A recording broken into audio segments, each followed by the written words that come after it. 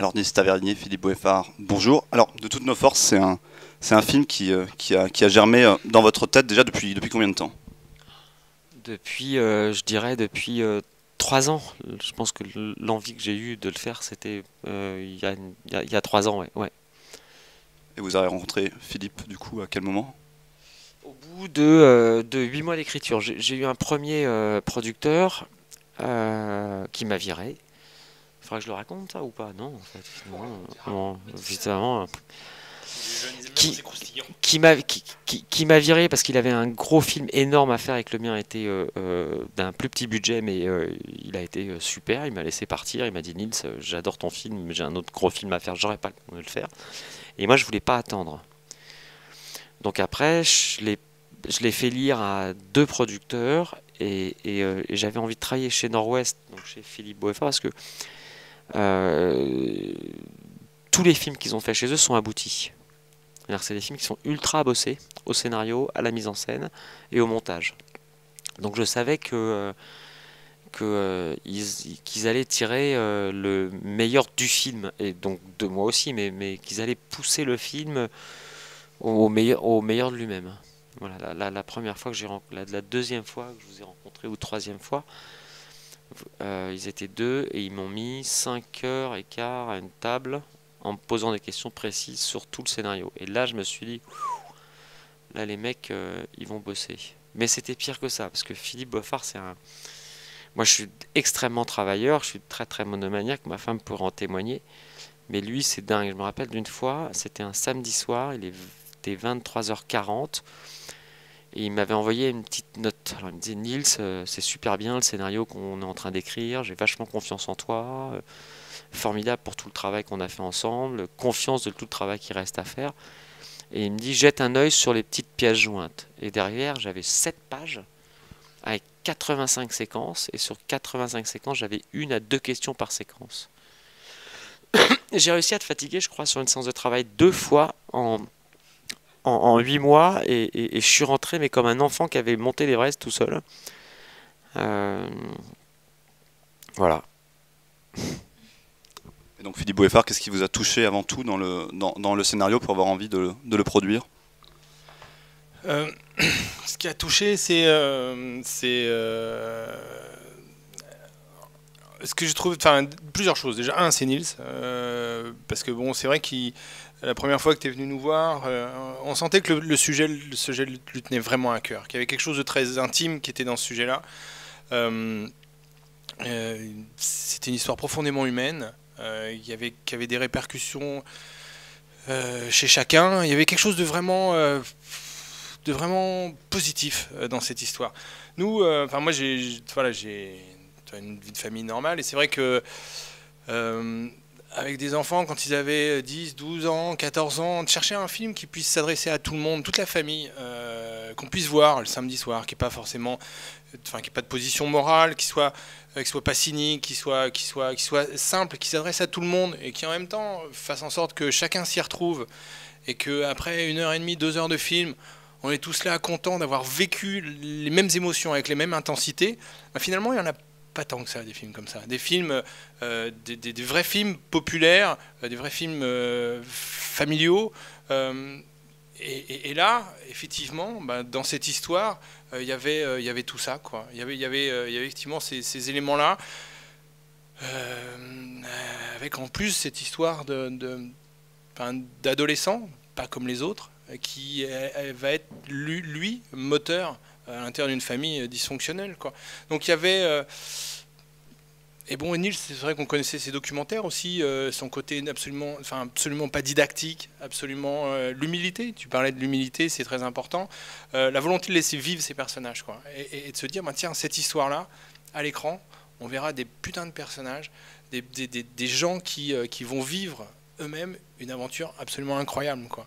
Et d'avoir ce plaisir-là en tant que spectateur, ben, enfin, travailler dans le cinéma, c'est ce genre d'émotion enfin, qu'on pouvait rechercher. Et cette histoire, je trouvais que c'était une vraie occasion pour pouvoir effectivement travailler et aller vers ça, quoi. Est-ce que vous avez rencontré des familles d'enfants malades, d'infirmes cérébraux et moteurs, pour vraiment vous inspirer de ce qu'ils ressentent pour faire ce film? Ouais, pendant 20 ans à peu près. Ouais, c'est-à-dire que tous les films que j'ai faits, principalement documentaires, c'est sur l'enfance, l'exclusion de l'enfance. Tous les films que j'ai faits, c'était des films qui essayaient de dire aux grandes personnes, occupez-vous un peu des enfants. Et sur les infirmes moteurs cérébraux, moi j'ai dédicacé le film à un môme qui s'appelle Romain, qui a 25 ans, que je connais depuis 7 ans. Donc des infirmes moteurs cérébraux, j'en connais plein. Et j'avais fait un film juste avant celui-ci, qui était par contre un documentaire pour la 5, où j'avais suivi 5 familles. J'avais fait le portrait de 5 familles, dont une des familles avait 2 enfants infirmes moteurs cérébraux. Donc c'est vrai que c'est quelque chose que je connais pas. Enfin, moi je prétends pas être toubib, psy ou quoi que ce soit, hein. J'ai juste regardé ça avec mon petit regard subjectif. Hmm. Donc c'est vrai qu'on l'a dit, vous venez du documentaire, en tout cas vous avez réalisé beaucoup de documentaires, c'est votre deuxième film de fiction après Aurore. Comment ça influe non seulement l'écriture mais aussi la réalisation d'un film de fiction, l'expérience du documentaire? Bah, le documentaire, ça m'a construit en tant qu'homme. Je peux pas mentir là-dessus. Je fais 2 documentaires par an, j'en ai fait 30. Donc ça m'a nourri. Et puis j'ai voulu faire des films qui soient au service d'eux. J'ai voulu faire des films qui soient humbles, j'ai voulu partager des choses qui me touchaient. Et c'est vrai qu'avec ce film, j'ai pu continuer de partager le bonheur que j'avais ressenti près de ces familles, le bonheur que j'avais ressenti près de ces enfants, dans un film de fiction. Alors après, sur la manière de le construire, je pense que ce qui m'est quand même très cher, c'est de faire confiance au sujet. C'est de ne pas être didactique, de ne pas mettre plein de phrases explicatives dans tous les sens, c'est de faire confiance à qui tu filmes et à l'histoire que tu racontes. Donc de ne pas foutre de la musique qui se la pète de partout, de ne pas avoir des acteurs qui soient sur un système de jeu démonstratif, de ne pas avoir une mise en scène qui soit frime. Voilà, maintenant dans ce film, il fallait aussi d'avoir... Ce film, c'est une formidable histoire d'amour entre un père et un fils et à l'intérieur d'une famille. Donc c'est un film intimiste et à la fois c'est un film grand spectacle. Donc il fallait assumer complètement le côté féerique, des plans en hélicoptère, de cette foule qui se jette à l'eau pour faire cette course absolument démente. Voilà, et moi j'avais envie de passer d'une intimité comme ça, très très très intime, à quelque chose d'ultra large, tout en gardant cette relation et cette notion d'intimité. Là, ce qu'on voit quand on monte les films, ça fait une vingtaine de villes qu'on fait. Ce qui me fait ultra plaisir, c'est que même les gamins de 4 ans, ils adorent le film. C'est-à-dire que tout d'un coup, ils s'accaparent le film. Alors qu'on soit 12, 13, 14 ans jusqu'à 90 ans, là évidemment. Mais là, tout d'un coup, il y a une petite gamine de 4 ans qui avait adoré le film. Les gens sortent des salles et ils sont joyeux. Et c'est leur film. Alors, en général, moi, quand je vais présenter des films, parce que j'ai présenté quand même 3-4 films au cinéma dans ma vie, et les gens me parlent beaucoup dans les salles de système de fabrication. Et là c'est pas ça ce qui se passe. Ce qui se passe, c'est les gens ils me disent, mais ils ont envie de me faire partager ce qu'ils ont ressenti sur le film. Donc c'est leur film, ils sont en train de s'approprier le film. Ils nous disent, mais c'est un film qui fait du bien, ça nous file de la niaque. Bah ça, moi je suis content de ça, c'est sûr, je suis fier que Fabien Hérault ait gagné le prix d'interprétation internationale à Mons en Belgique face à tous les acteurs professionnels internationaux. Donc on est en train de vivre un truc vraiment chouette, quoi, c'est sûr.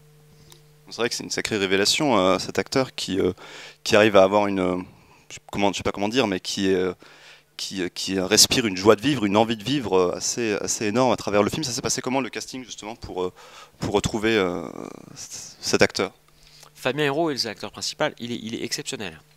Il est partout où je vais, j'ai l'impression de me balader avec Michael Jackson, moi. Les gens, non mais c'est vrai, les gens l'adorent. Je l'emmène dans les salles, les gens se lèvent, l'applaudissent, ils l'adorent. Il l'adore. Il a un pouvoir, ce môme, il réunit tout le monde. Alors moi je déteste le mot, mais il faudrait que j'en trouve un autre, il a un capital sympathie absolument foudroyant.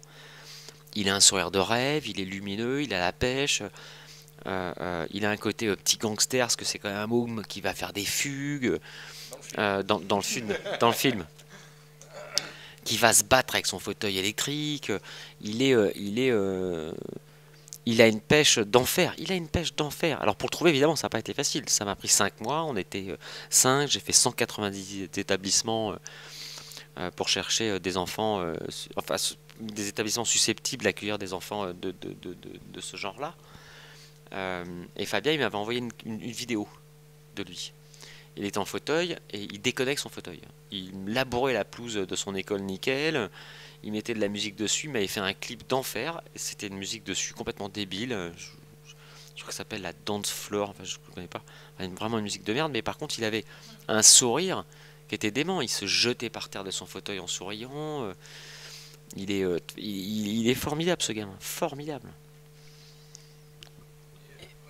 Pour ajouter, c'est vrai que ce qui était important dans la recherche, c'était que, certes, un désir, enfin une volonté, c'était même intrinsèque au projet de Nils, c'était effectivement que le personnage principal soit effectivement un adolescent handicapé, atteint effectivement d'infirme moteur cérébral,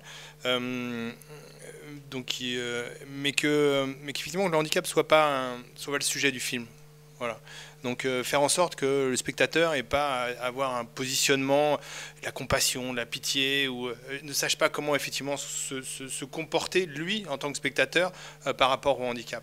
Et que tout de suite, il voit avant tout, il voit un ado, il voit une personne, comme dit Fabien, voilà, il dit je suis différent, mais je suis avant tout normal, puis différent. Et effectivement, c'est cette normalité qui doit ressortir, et c'est...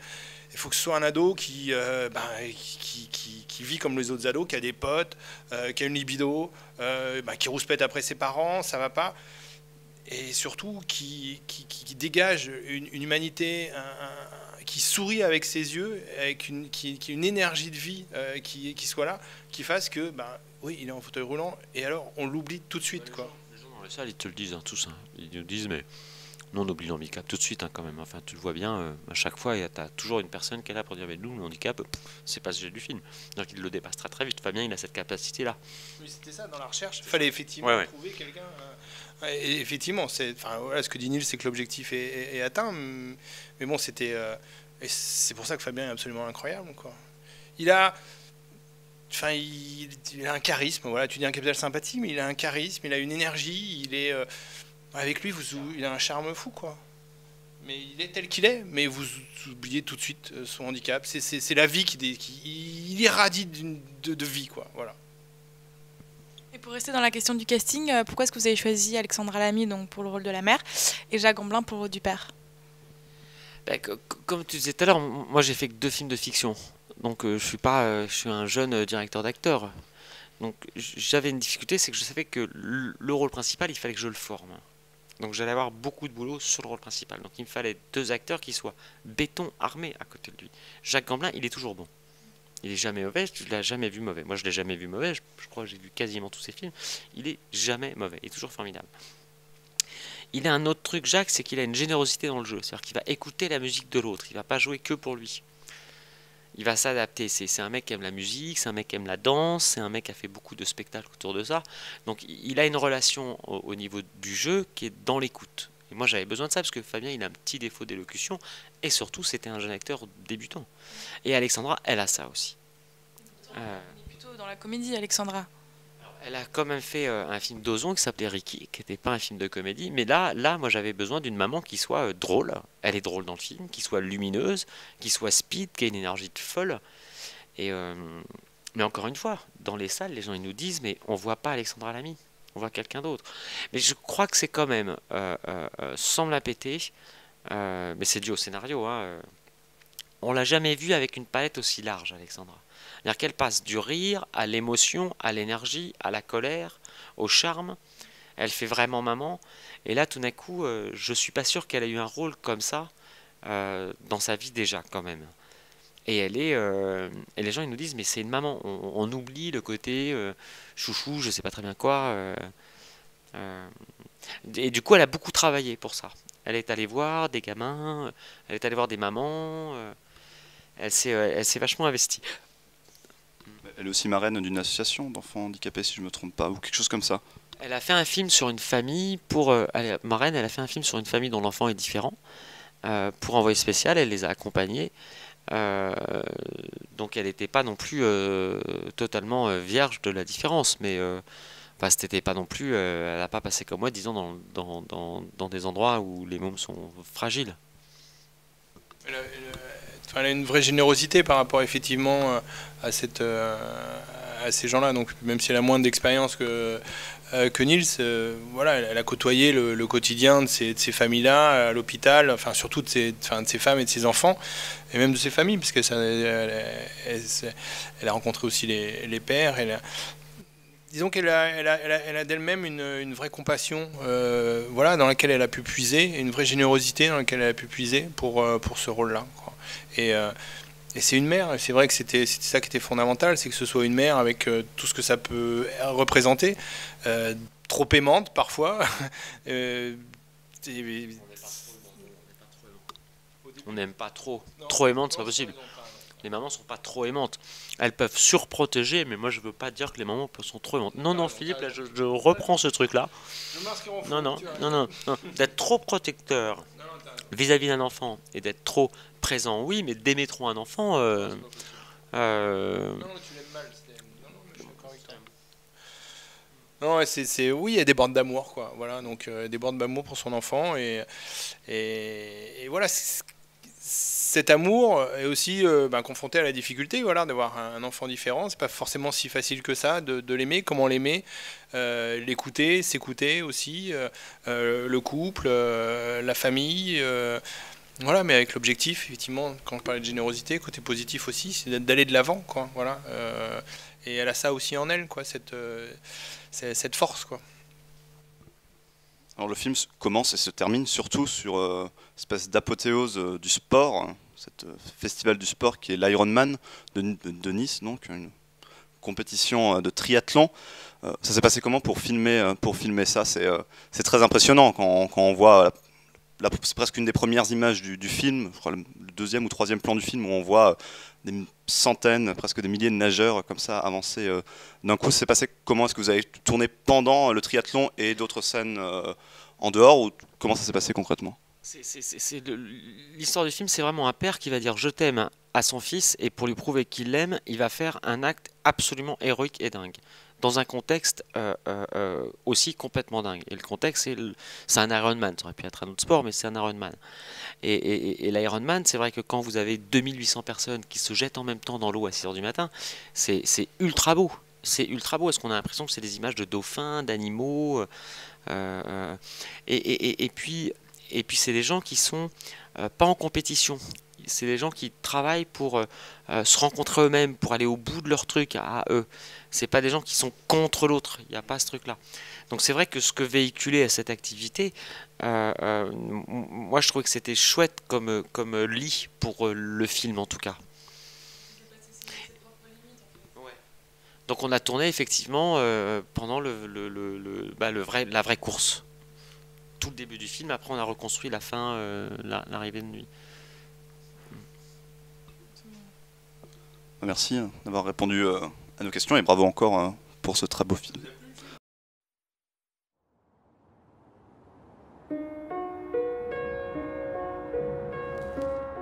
Il était tellement content d'avoir un garçon.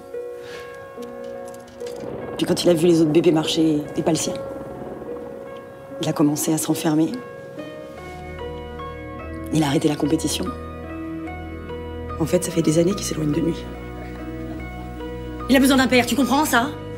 Moi je m'en occupe tous les jours, depuis 17 ans, matin, midi et soir. T'es où toi? 3 km 8 de natation, 180 km de vélo et 42 km à pied. Ça c'est une course de dingue, hein. Je vais faire l'Ironman avec toi. C'est quoi cette idée? Ça va pas, non? Je suis sûr qu'on peut y arriver. Oublie ça, c'est non. J'en suis pas capable. Tu t'enlèves ça de la tête. On trouvera bien autre chose à faire. Non, je veux rien faire d'eux. T'abandonnes pas, toi.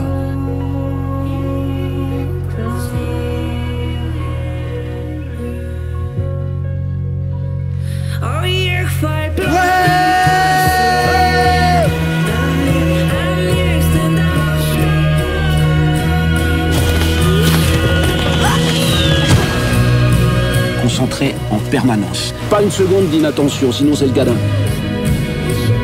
Il va falloir arrêter cette course. C'est trop dangereux.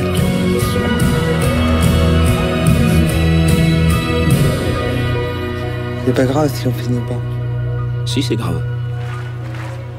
Moi, je vais aller au bout avec toi.